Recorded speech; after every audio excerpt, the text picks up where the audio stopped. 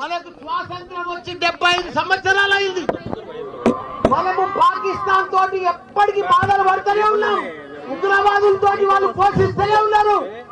మనం ప్రధానమంత్రికి ఒకటే మేము మనవి చేస్తున్నాం అందరికీ, మోడీజీ पाकिस्तान उग्रवादों को खत्म करो, कुचल कुचल के रख दो, एक एक को जिंदगी में फिर अपना भारत का तरफ नहीं देख रहा हो लोग. उग्रवादों को पूरा पाकिस्तान ప్రపంచంలో చిత్రపటంలోనే పాకిస్తాన్ కనిపించవచ్చు. నెక్స్ట్ మనం 75 సంవత్సరాల నుండి బాధపెడుతున్నారు. మనం ఇక భరించలేము. మనం ఇక ఓపిక లేదు మనకు. మన సైనికులు మన ఎంతో మంది ప్రాణాలు కోల్పోయారు. ఈ రోజు కూడా మన తెలుగు బిడ్డ మురళీ నాయక్ గారు చనిపోయారు. ఆయనకు కూడా పెద్ద ఎత్తున సంతానం. ఆయన మనం ఎంత ఇచ్చినా ఆయన లోటు తీర్చలేము.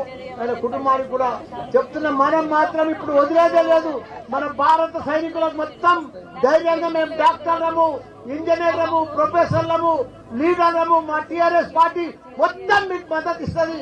మీరందరూ కూడా పోరాడి ఆ ఉగ్రవాదులను మొత్తం ఖతం చేయాలని కోరుకుంటున్నా. జై జవాన్.